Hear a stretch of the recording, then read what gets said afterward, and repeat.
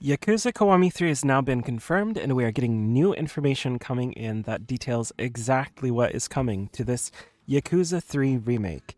There's the more obvious graphical changes, but there are also all sorts of interesting little additions that I'll be telling you about, including new modes, so stay tuned for that. They are also including an entire new game that is attached to Yakuza Kiwami 3 called Dark Ties, the size of which isn't exactly clear to me, but it seems to be pretty substantial, so I'll be talking about some of the details for that as well.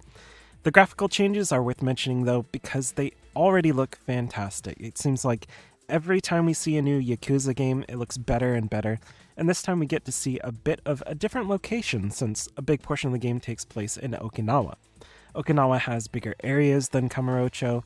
It covers various places like a pier and a beach area, local bars, shops, and various locations where you can expect all the mini-games. And this is, of course, the first of the games to include a fishing minigame, so there will be an enhanced version of that as well.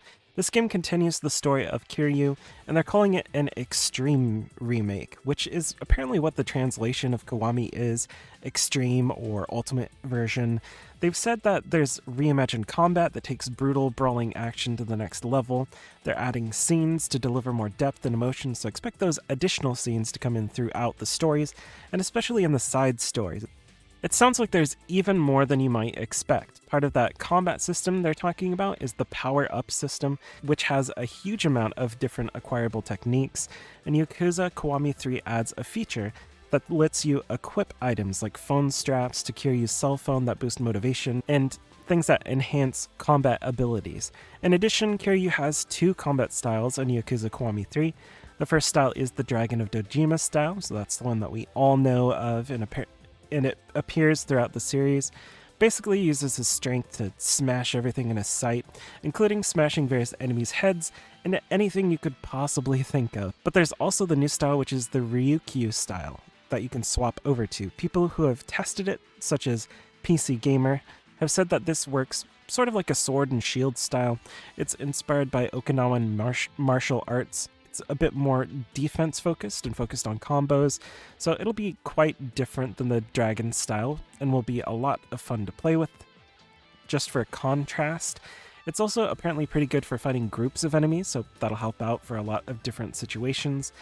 There's also a new addition in a team battle mode featuring the female biker gang, the Ryukyu Gal Gang. In this mode, you customize team members, choose weapons, train allies, and race through enemy territory. So that seems to be an entirely new mode added to the remake, which is something they've done before in the Kiwami remakes, like with the Cabaret Club.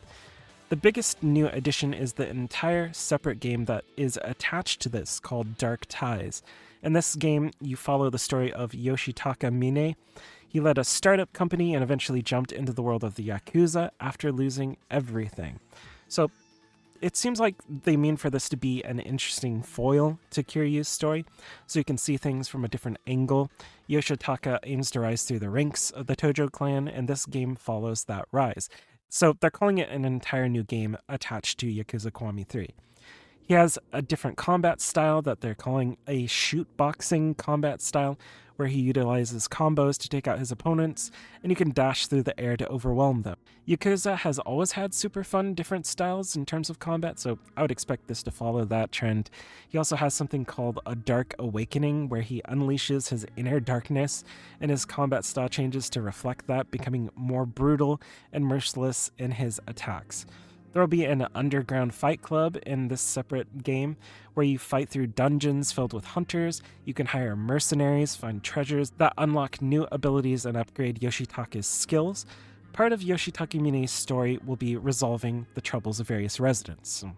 Sounds very much in line of what you would expect from Yakuza, and in doing that, he'll elevate his reputation. Yakuza Kiwami 3 is clearly a lot more than just a visual upgrade. They're enhancing a ton of the game with new additions in all sorts of different areas. You should expect a similar trend overall to what we saw in Yakuza Kiwami 2, which means that overall the main story stays pretty faithful to the original, but a lot of the stuff on the side has been significantly upgraded, even down to things like new cutscenes, side content such as new sub-stories. In Kiwami 2, even the minigames saw some pretty big upgrades, whether that was just in the visuals, making them feel smoother, or replacing some of the minigames with something a little different. There will also be different choices for the voice actors in Kiwami 3. For the Japanese cast, Go Hamazaki will have a different voice, and Rikiya will be voiced by Sho Kasamatsu, since the original voice actor has retired.